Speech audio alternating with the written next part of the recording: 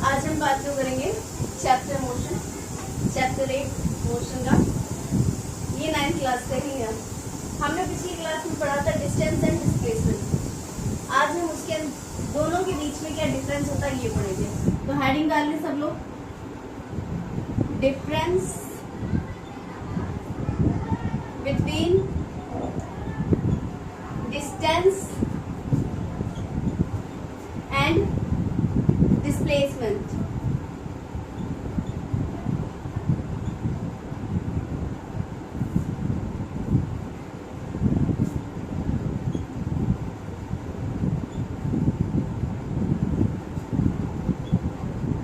सबसे पहले इन दोनों की डेफिनेशन पे ध्यान दिया जाए। जैसे कि मैंने आपको पिछली वीडियो में बताया था, डिस्टेंस क्या होता है?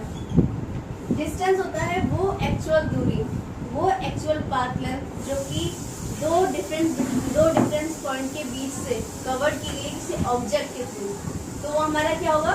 डिस्टेंस होगा।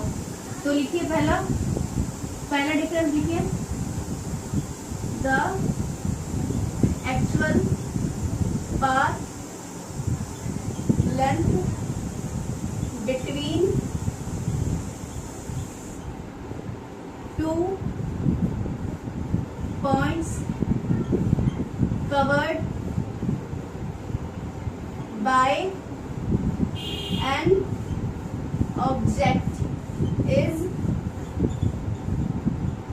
called distance। डिस्प्लेसमेंट पर ध्यान दें तो डिस्प्लेसमेंट की हमने डेफिनेशन क्या लिखी थी? The shortest path length between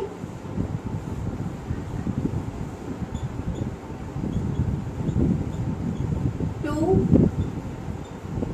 points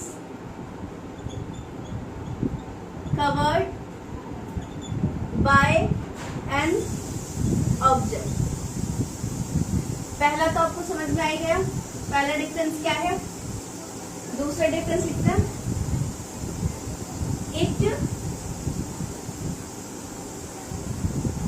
only positive.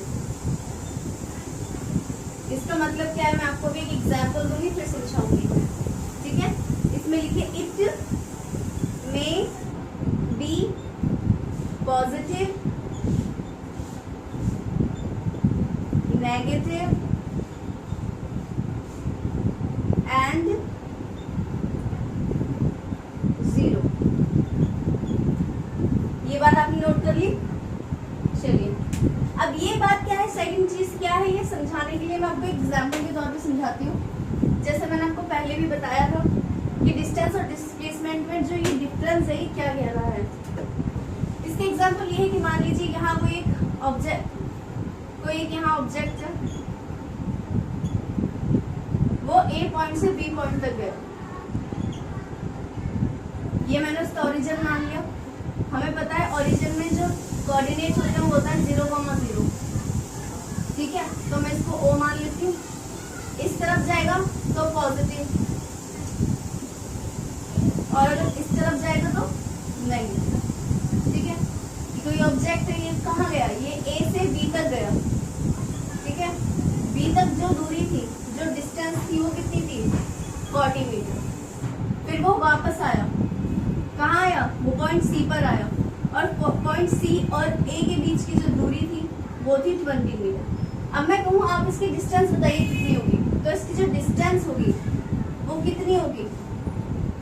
वो हमेशा क्या होता है, डिस्टेंस हमेशा जोड़ी जाती है। तो आप जोड़ो, पहले वो 40 इधर गया, फिर वो 40 वापस आया, फिर वो 20 और आगे गया, कितनी हो गई? 100 मीटर। लेकिन अगर मैं पूछूं इसका डिस्प्लेसमेंट क्या है, तब इसका डिस्प्लेसमेंट क्या होगा? आप देख सकते हैं इसने जितनी भी दूरी चली है, जितनी भी टोटल पाथ लेंथ कवर करी है, उसमें से ए और सी के बीच में सबसे शॉर्टेस्ट पाथ लेंथ क्या है? ये है। और ये कितनी है? 20। और इधर क्या होता है? नेगेटिव का साइन लगता है। तो डिस्प्लेसमेंट क्या होगा? -20 मीटर। यानी कि डिस्टेंस जो है वो पॉजिटिव ही होती है हमेशा, वो कभी नेगेटिव नहीं होगी। पर डिस्प्लेसमेंट नेगेटिव भी हो सकता है, पॉजिटिव भी हो सकता है। और अगर ये वापस अपनी इनिशियल पोजीशन पे वापस आ जाता, अगर ये सी तक नहीं जाता, तब इसका डिस्प्लेसमेंट क्या मानते हैं हम? तब इसका डिस्प्लेसमेंट 0 मानते हैं। क्यों 0 मानते हैं? क्योंकि इसकी इनिशियल और फाइनल पोजीशन क्या हो गई? सेम हो गई। नेक्स्ट करते हैं, थर्ड पॉइंट लिखिए।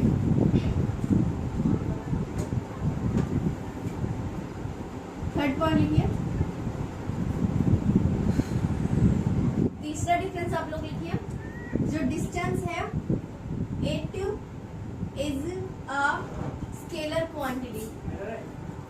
स्केलर क्वांटिटी, इसका मतलब क्या होता है स्केलर का? स्केलर क्वांटिटी का मतलब होता है ऐसी क्वांटिटी जिसके पास सिर्फ और सिर्फ मैग्नीट्यूड हो। क्या हो? मैग्नीट्यूड हो, डायरेक्शन ना हो। जिसके पास डायरेक्शन नहीं होगी, सिर्फ मैग्नीट्यूड होगा, ऐसी किसी क्वांटिटी को हम क्या कहते हैं? स्केलर क्वांटिटी कहते हैं। ये लिखिए, इट डिस्प्लेसमेंट में लिखिए, it is a vector quantity.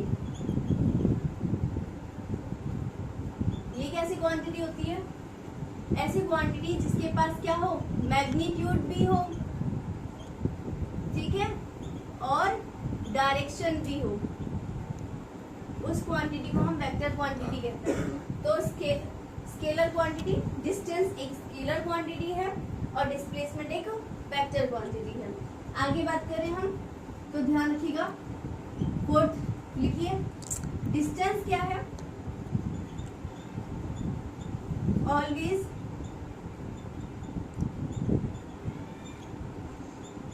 Greater than displacement. Distance हमेशा क्या होगा? ज्यादा बड़ा होगा as compare to displacement. But अगर मैं बात करूं स्ट्रेट लाइन मोशन की या रेक्टिलिनियर मोशन की, तो वो एक ऐसा अकेला केस है जिसमें डिस्प्लेसमेंट डिस्टेंस के इक्वल हो जाता है। तो ये बात इसमें लिखी, in case of straight line motion, straight line motion displacement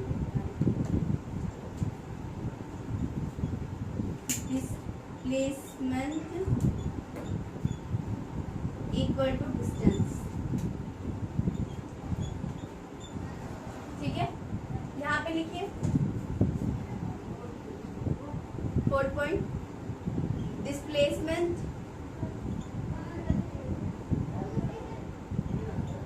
में बी इक्वल और लेस देन डिस्टेंस। ये बात इसमें भी सेम वही बात है, आप चाहे तो लिख सकते हैं, अदरवाइज आप इसको स्टार में लिख लीजिए एज अ नोट कि इन case of straight line motion displacement equal हो जाता है डिस्टेंस के। आगे हम बात करते हैं थोड़ी और चीजों के बारे में।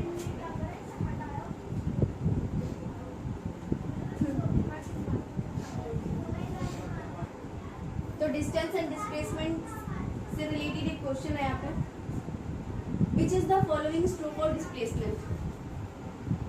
हमें बताना है कि इन दोनों बातों में से कौन सी बात ऐसी है जो कि डिस्प्लेसमेंट के लिए क्या है? सही है। तो सबसे पहली यहाँ पे देख लेते हैं, पहली स्टेटमेंट क्या कहती है? It can not be zero. और ये बात मैंने आपको बताई है कई बार कि जब भी क्या होगा, जब भी इनिशियल पोजीशन क्या हो जाएगी? इक्वल होगी फाइनल पोजीशन के, तब हमारा डिस्प्लेसमेंट हमेशा क्या होगा? तब हमारा डिस्प्लेसमेंट हमेशा 0 के इक्वल होगा। तो पहली स्टेटमेंट तो गलत है, तो दूसरी स्टेटमेंट चेक करते हैं। Its magnitude is greater than the distance travelled by the object. क्या डिस्प्लेसमेंट का मैग्नीट्यूड ज्यादा हो सकता है डिस्टेंस से? कभी नहीं। क्यों? क्योंकि हमने इसकी डेफिनेशन में कई बार ये बात पढ़ी है कि the distance is greater, sorry the distance क्या होता है? Distance is actual path covered by an object. But अगर मैं बात करूं डिस्प्लेसमेंट की, तो हम जानते हैं डिस्प्लेसमेंट की इसकी डेफिनेशन ये है कि शॉर्टेस्ट दूरी, यानी कोई वो पॉइंट जो कि बहुत, कोई भी दो दो दो पॉइंट्स के बीच की सबसे छोटी दूरी, वो हमारी क्या होगी, वही डिस्प्लेसमेंट होगा। तो डिस्टेंस से ज्यादा कभी भी डिस्प्लेसमेंट नहीं हो सकता। तो ये वाली स्टेटमेंट भी क्या है, रॉन्ग है। तो हम ये बात लिख सकते हैं, both statement are wrong for displacement. लिखिए इसका आंसर, लिखिए ए पार्ट में लिखिए, when initial position is equal to final position,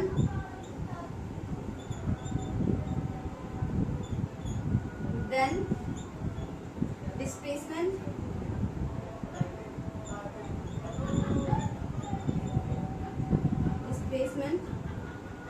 will be 0. So statement या A point is wrong। बता दिया। सेकंड थिंग लिखिए, आप सेकंड का आंसर लिखिए। इसका आंसर साफ है, no, because in distance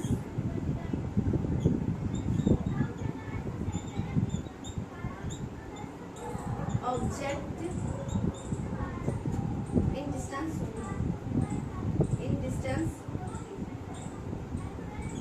the actual path length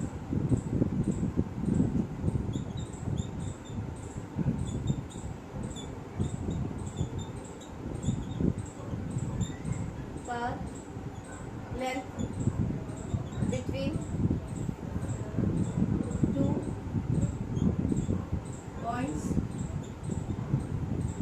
covered by an object, but in case of displacement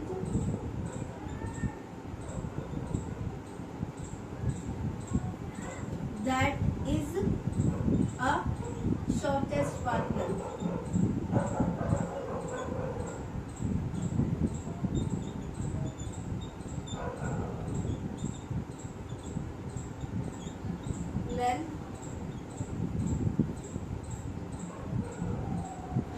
So displacement never be